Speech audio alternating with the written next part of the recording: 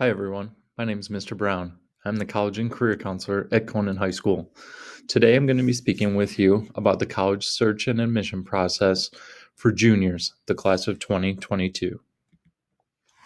Today, we're going to go over these 6 items on the agenda here. We're going to first talk about what should be the focus for juniors. We'll then go into the 4-year college search process. We'll talk about admission factors, the application process they would have during their senior year. We'll talk about the SAT as well as the ACT, and then finally about paying for college.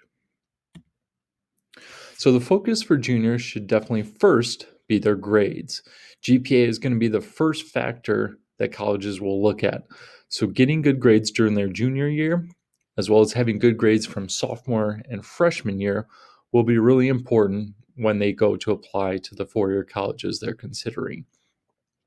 Colleges will look at first semester grades during their senior year if a student applies in the spring of their senior year, and then they will definitely see the grades that they got during second semester of senior year as well. But when students are applying to 4-year colleges in the fall, the only grades in GPA that we'll see will be freshman through junior year. Test scores will also be important.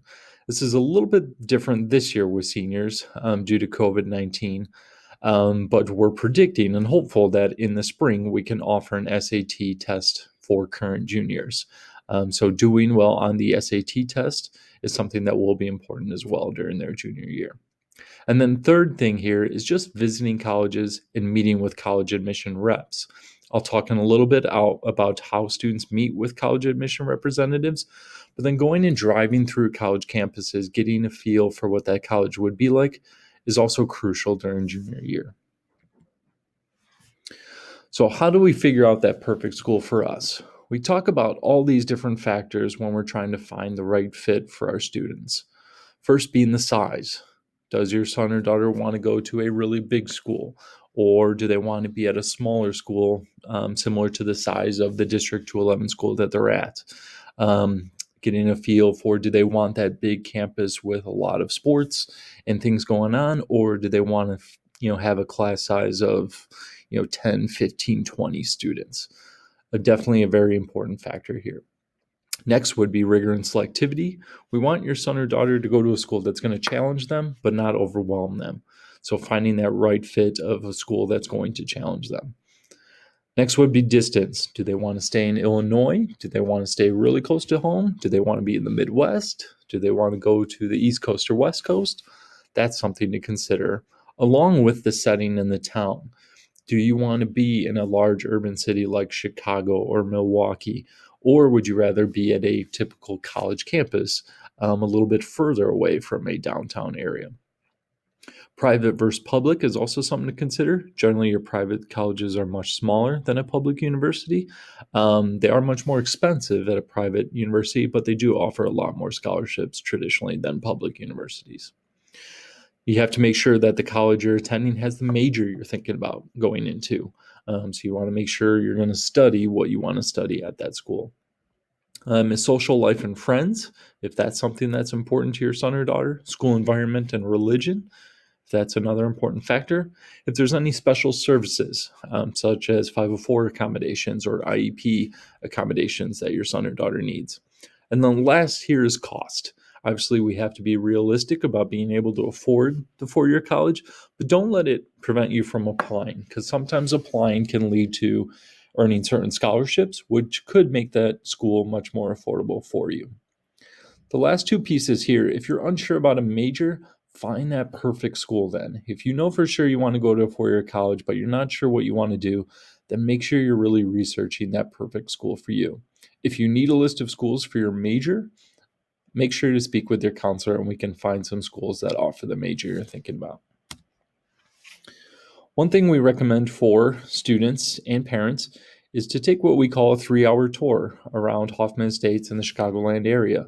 You can start in Hoffman Estates and go to NIU, a little bit further west, and check out a big public university and see what that's like. It's in a rural area, so get a feel for what a rural campus would be like too. Then head back east and stop in Naperville at North Central College. Get a feel for what a small to medium-sized college campus would be like, but more in that suburban setting. And then head east again towards Chicago and check out UIC or DePaul University or Loyola, and get a feel for what an urban college campus would be like. And all those colleges are probably in that medium to large size campus. Our District 211 College Night will be a virtual event this year. It will be on Wednesday, October 20th from 6 to 8 p.m. We will have over 30 different universities presenting, including Harper College, U of I, Loyola, UIC, DePaul, and NIU, as well as many others. Details will be on our website soon, and will be emailed to you as well.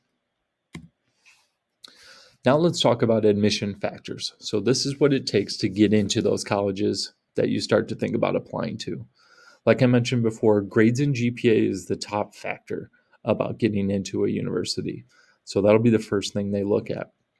Next would be course rigor. So are you taking courses that are challenging for you or that are generally pretty easy to take? Third, test scores again.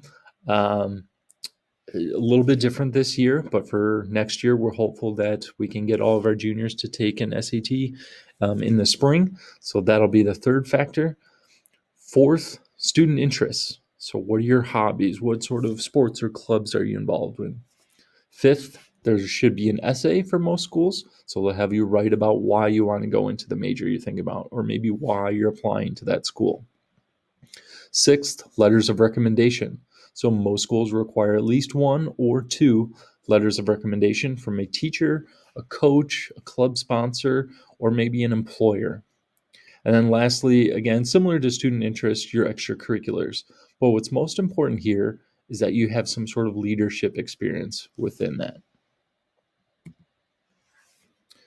The application process. So first would be filling out the online application. There will be certain deadlines that you'll need to follow as well. Some are in November or December, and then others are in January or even late spring. Number two, you'll have to send your transcript from high school with all the grades and classes that you've taken. Third, you have to send your test scores. So when you do take the ACT or SAT, you'll have to send that test score to the university.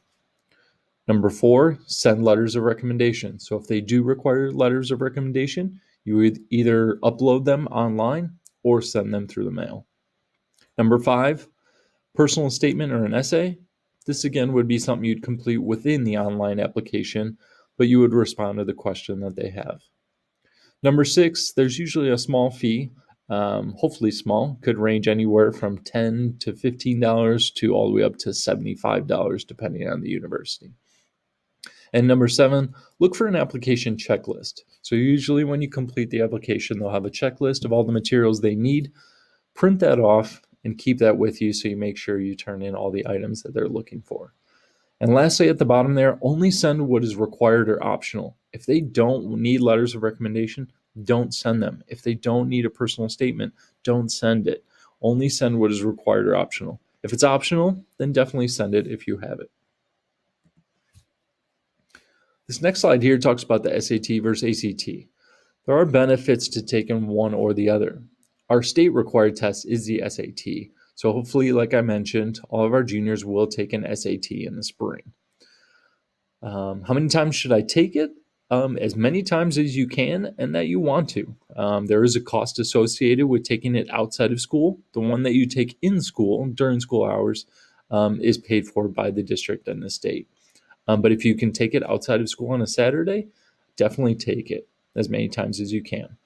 When should I take it? We generally see students score the highest in the spring or even the summertime. June, the June test is usually when we see the highest scores. So if you can take it then, that would be great. You can take it the fall of your senior year, but then by that point, we're getting close to those application deadlines. Why take the ACT? Some students tend to do better on the ACT than the SAT. All colleges will accept both. So if you do better on one than the other, you can definitely send the higher of the two. Should you send every test score? Not necessarily. Most colleges will always look at just the highest test score that you send, but there are some colleges, especially your more selective colleges, that would look at that lower score, and that could impact your admission decision. Are there schools that do not need it? So yes, popular this year is a lot of schools are going test optional, where you don't have to send a test score, but if you do have one, you can send it. And even before COVID-19, we had schools that were test optional. Schools like DePaul University is a good example of a school that's test optional. So you wouldn't need to send a test score at all if testing is just not your strength. Scholarships. So where you're going to receive the most amount of money is from that college or university. So you apply by that November 15 deadline, and the college or university will say you qualify for this scholarship or this amount of financial aid from the university. That will be in the 5 to 10 and hopefully more than that, thousands of dollars. After that, we have some private scholarships in the area. These could be any business or organization in the area that's offering scholarships that range from $100 to sometimes $2,000, $3,000, $4,000. So private scholarships would be the next area you look at after receiving scholarships and financial aid from your university. And then lastly, there's if you play any sports. Division 1 and 2 sports offer athletic scholarships to help pay for school. Other than that, the FAFSA, the free application for federal student aid, is required for most colleges and universities now. By filling out this application, this will make you eligible for grants at the university, a work study program where you work on campus and in return for working, that pays for your classes, any government loans, whether it's from the state or the federal government, and this is required to submit by or starting on October 1st. So you've applied to all these schools, you sent them all the documents you need, and they've gotten back to you and said, yes, we've accepted you to our university. You have until May 1st to let them know, yes, I will be coming. I can afford to go there. It's where I want to be.